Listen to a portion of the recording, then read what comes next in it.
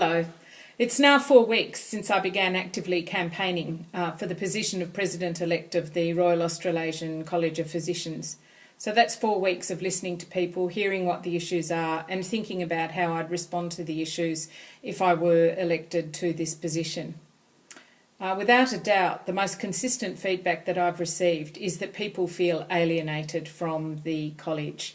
They just don't really feel they're getting enough information and don't feel that they can relate to what is going on, that the issues being addressed are not issues of concern to them. I had an opportunity to think very concretely about how I would respond when the college issued its proposals for the way ahead for constitutional reform, which came out to all college members about a week ago, in the form of a very long document, about 40 pages.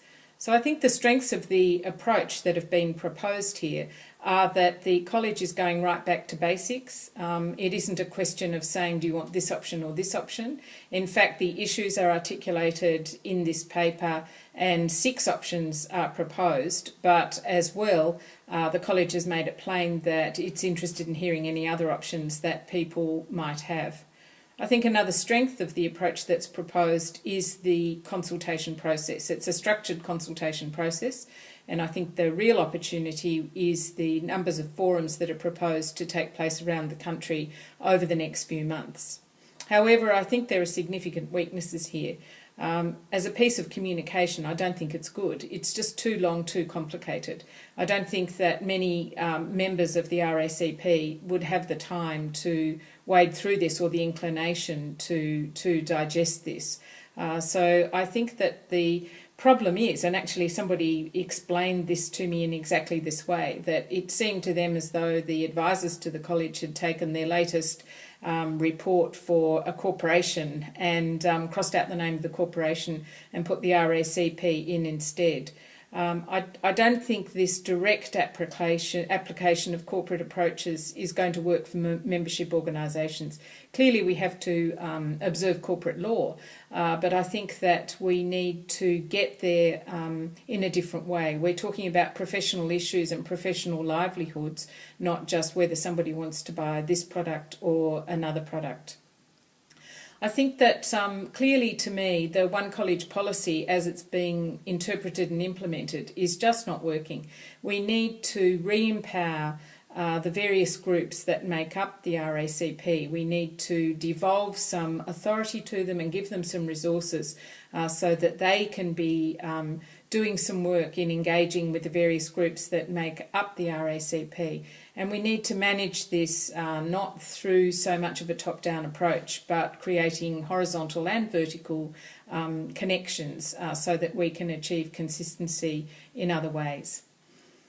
Now, another issue that I'd like to raise is medical leadership. We see some signs that the government is starting to release indications of where it's going to go on health policy. The Minister for Health, Peter Dutton, addressed a GP conference recently and made it plain that health workforce planning is on the agenda. Last week in the 7:30 report, so many of you would have seen that, there was an item whereby a person who is very close to the Liberal Party, Terry Barnes, flagged the need for our health system to become more efficient and really started to talk about medical waste. But not only that there was a need to lower the expectations of the Australian community as well about what they could expect from the health system. So these issues of health workforce planning and medical waste are very important issues for many of the groups that make up the RACP. And I think it would be a pity if those policy debates went ahead without adequate input from people on the ground who are dealing with those issues every day. We need strong medical leadership in this area. If we're not involved in these kinds of discussions, our roles will be changed for us without adequate input from us. There have been some very interesting and successful programs in the US and the UK on medical waste, where clinician-led programs have been able to successfully identify treatments that are known not to be effective and to have them to stop them being used in health facilities. So I think that's an example of where medical leadership can be very important. As I talk to more and more trainees, I'm really interested in the fact that they see things differently to previous generations. They're wanting a better work-life balance. They're open to the fact that their roles may look different in the future. They're quite interested in that. So given that this kind of work is going to be about health services and roles, medical roles in the future, would seem like there's a real opportunity for us to engage really substantially with trainees in that kind of work.